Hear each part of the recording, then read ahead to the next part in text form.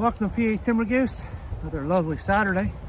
It's currently about 2 o'clock, and this morning I tried hunting a new area, checking out spots for a rifle.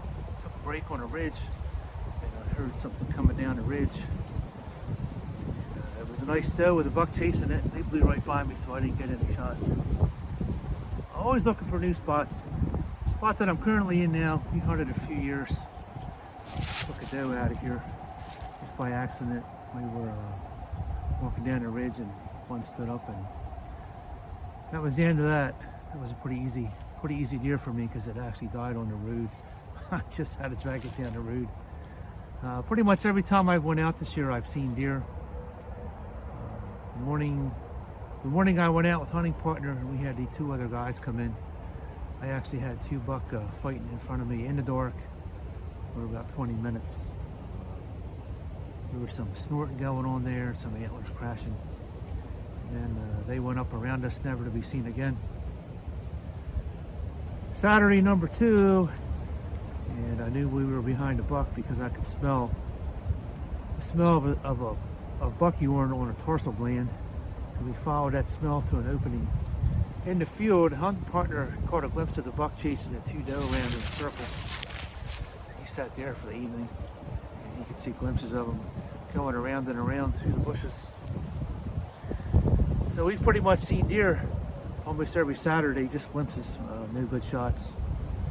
And it has been windy every weekend, which is not a help. Deer are very spooky when it's windy.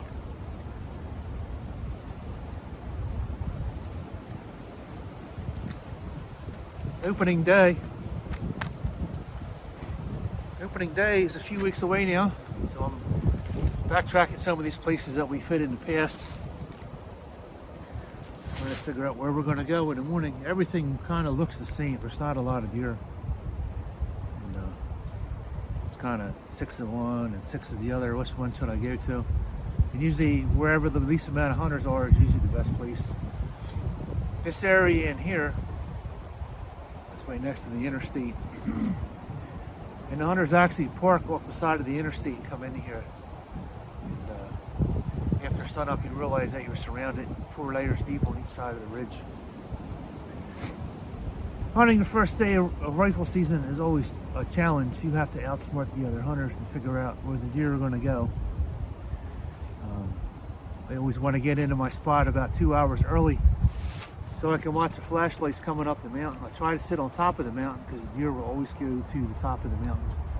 As the hunters invade the bottom, they'll push the deer up to the top, and usually by sunup they'll come to you.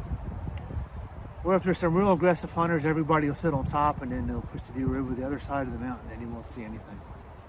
They'll vanish into the posted areas that you cannot get to them. They'll lay in there all day till it gets dark. So some tips I've learned over the years of many opening days of rifle season. It will be crowded, you will be surrounded. Don't come in the woods with 2 headlights on your head and a flashlight in your hand. You'll scare every deer off the side of the mountain. You can see a flashlight coming up the side of a mountain a mile away, and that is no exaggeration. I will show you my weapons of choice here as far as lighting.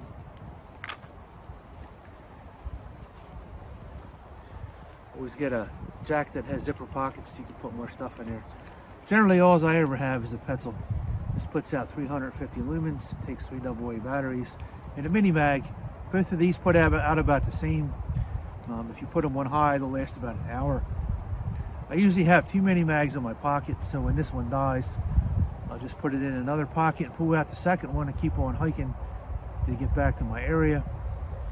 After I get to my spot, Petzl goes to work. I will put this on red and get all set up in the morning.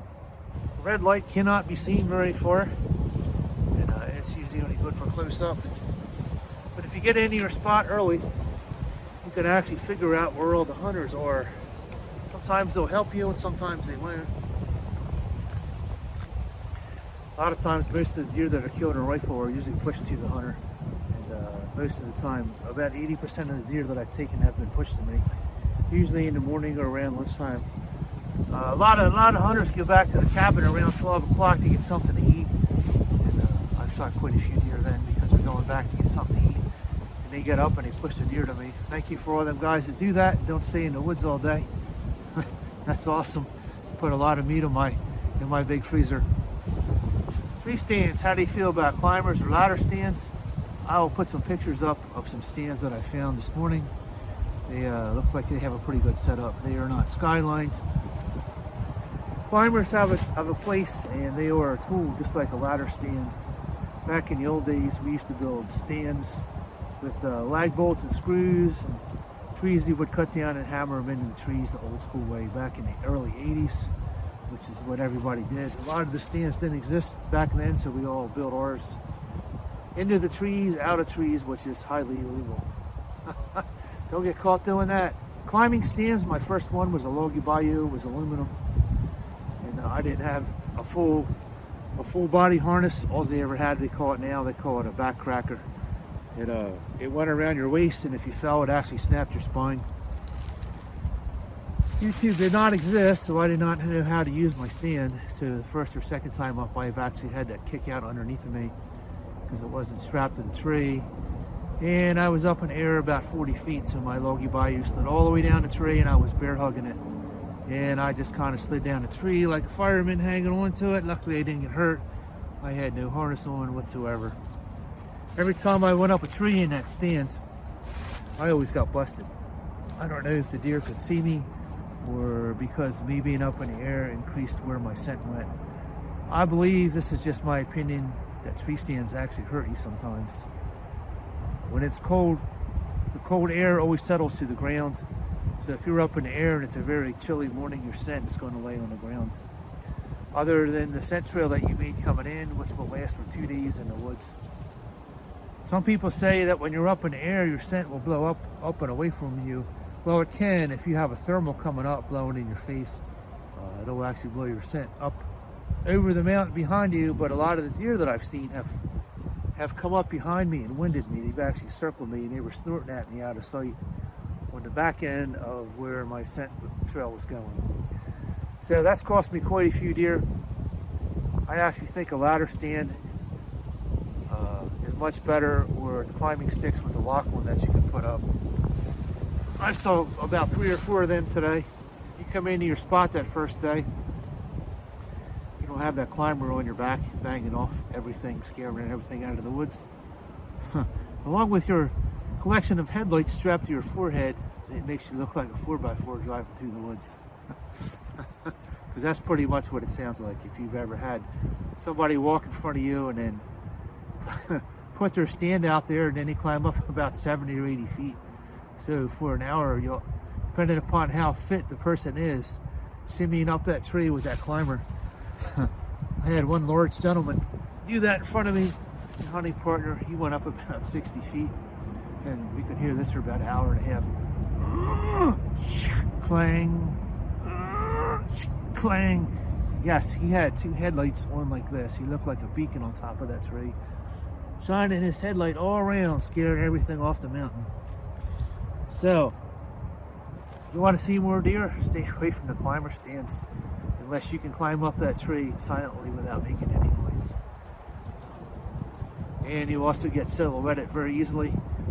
The tree stands I saw this morning, they were actually back up against a hemlock, where they were against a very large oak, about this big around, where you could not be silhouetted. So when those hunters come in, they were already set up. They were in a spot where you can't see them from behind. I actually did not see the tree stand until I was like right underneath of it. So those 4 of them were set up correctly, and I will throw some pictures up there here in a few minutes. And they will probably be up in this corner here. You can take a look at them. Or I might just put the whole picture up so you can check out their setup. They actually did a very good job. Another challenge the first day of rifle is once you dodge all the hunters, you got into your stand quietly. How much scouting did you do in that area? You actually have deer in that area. Or you're just going to sit there all day and stare at the empty woods because the deer population's so low. And you didn't do any boots on the ground recon like I'm doing today. I've been looking for spots the past 2 weeks for the first day. And right now I'm not sure where I'm going to go yet, but So you could waste the whole day sitting in your stand and not seeing nothing. So after about 4 hours, if the mountain that you're on is quiet, it's time to get down and do some recon. If you're not seeing anything and deer just aren't moving and the hunters are sitting tight, the best thing to do is, especially on the first day, is get down and start following the ridge lines down. Go about 20 feet, stand behind a tree, stand there for about an hour and a half and keep glassing, looking around. So it might take you 4 hours to go all the way down the ridge line and loop and come all the way back around. I've killed quite a few deer doing that on the first day. And if you're sitting in a blind or you're brushed in underneath a blowdown, make sure that you put some orange, even if it's a hat, on this tree above your head. I actually almost shot another hunter because he crawled underneath a blowdown on the base of a ridge, and there was a big doe standing on that ridge. I let one go with my 308, and it looks like he got thrown out of that blind by a catapult down over the mountain and gone. That was his own fault. He had no orange on the tree. I was scanning the area with my binoculars for about 10 minutes to make sure I had a clean shot. Nobody was in my box where I was going to shoot. And I let one go and it blew up the tree right over top of his head. So be safe, be seen. The orange is so you can be seen by other hunters and you don't get mistaken for anything or you're in the line of fire. Line of fire takes out people every year. When I took my hunter safety course at the local gun club, my instructor pulled his pant legs up to his knees and he had a bullet hole in his calf muscle on one leg and he had a skin mark on the other from being shot in the calf muscle from another hunter that was shooting out of sound, and he did not identify his target. Every year we have a few fatalities. Sometimes it's because you didn't unload your firearm, you crossed a stream or a fence and it discharged. The other ones are mistaken for game. Do not wear brown camo, you look like a deer. And do not wear white gloves, especially if you're hiking in the mountains. That will be a video here probably in the next few weeks also. Growing up, I lived about a few miles from a hospital. There was a hunter hunting on the fields up above the hospital.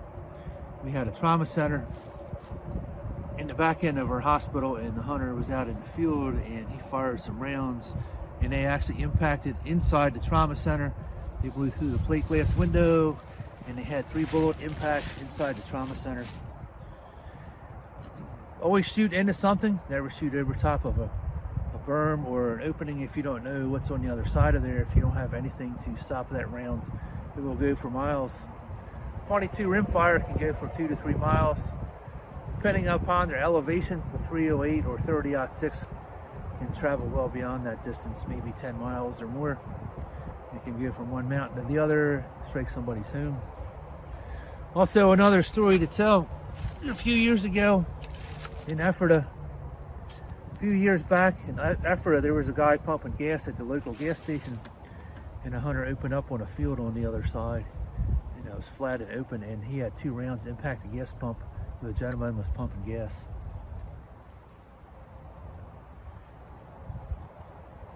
Keep that in mind, where your rounds are going to land down range once you pull that trigger.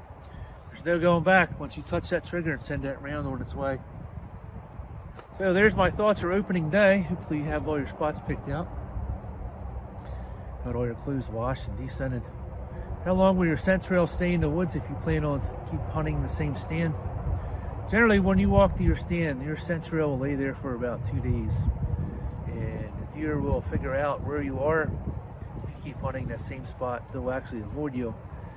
And after a couple days of being shot at, most of the deer will go nocturnal. Another odd occurrence that I've noticed over the years too. Deer have a habit of following people while they're walking through the woods, especially the hunters. You will be walking down a trail and a deer will be behind you, maybe 500 or 600 yards following you. And when you stop, they'll stop. I actually killed 2 doe doing that. I had the hunter pass me, and then I thought another hunter was coming by me, and there was a doe coming at him. I was up in a big hemlock tree, so I took a front shot right in that chest bone right here, and it just toppled over right where it was. So a lot of times if you think you're being followed, you usually are. It could be a buck or a doe. And a few other times I've had buck actually bed down out in front of me. I guess they felt secure there. They knew I was there. They were about 100 yards away, and when I got up, pack up to leave for an afternoon to move a little bit, there was that giant buck 100 yards out. I could see the antlers shining in the sun. They got up and ran up the other side of the mountain and was gone. So you never know who's following it. Sometimes it's a bear, sometimes it's a deer. You got to really pay attention to your surroundings. The big question for Pennsylvania right now is, how is CWD affecting your deer hunting? Are there too many tags? And who should be held accountable for bringing that disease into the state? It is not a disease from the wild herd. It actually has come from the domestic herd and spread into the wild population. So we're going to shoot all the wild deer herd off to control the disease. I mean, there are other measures that can be done if anybody's willing to step up and make that call. That would be suicide, career suicide, if you're a biologist, to actually speak out against lawmakers in the commission. So you can let me know your thoughts on CWD and the cervid industry. Thanks for watching this short video on opening day, which is a few weeks away. Hopefully everybody will fill their tag. If you like this video, give it a thumbs up. It helps the algorithm. Give me some cool comments in the bottom. Share your opening day stories and your thoughts on CWD. And as always, thanks for watching PA Timber Ghost. We will see you on the next video.